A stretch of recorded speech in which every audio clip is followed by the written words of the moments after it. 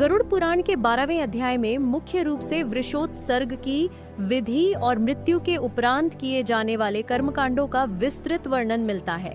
यहाँ भगवान विष्णु गरुड़ राज को बताते हैं कि 11वें दिन प्रातःकाल जल स्थान पर जाकर परलोक संबंधी क्रियाएं करनी चाहिए।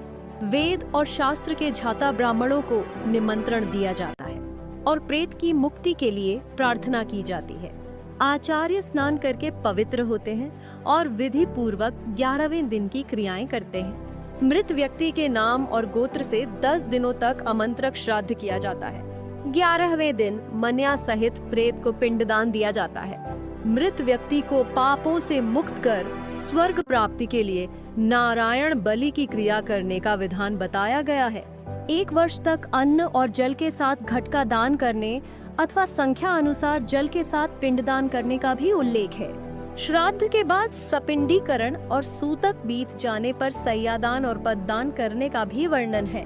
इसके अतिरिक्त इस अध्याय में यह भी बताया गया है कि पितृपक्ष में मृत परिजनों का सपने में दिखना एक विशेष संकेत हो सकता है और यह दर्शाता है कि पूर्वज क्या आशा रखते हैं और उनकी आत्मा संतुष्ट है या नहीं।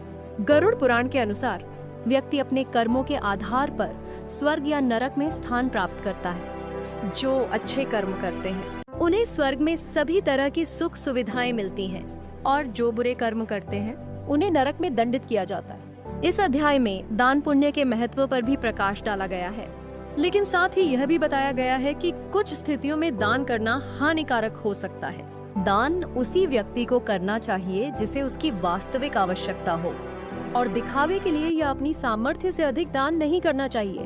संक्षेप में गरुड़ पुराण का 12वां अध्याय प्रेत कल्पसार उद्धार के अंतर्गत वृषोत्सर्ग और मृत्यु के बाद किए जाने वाले विभिन्न संस्कारों, दान के महत्व और स्वर्ग नरक के विधानों का वर्णन करता है।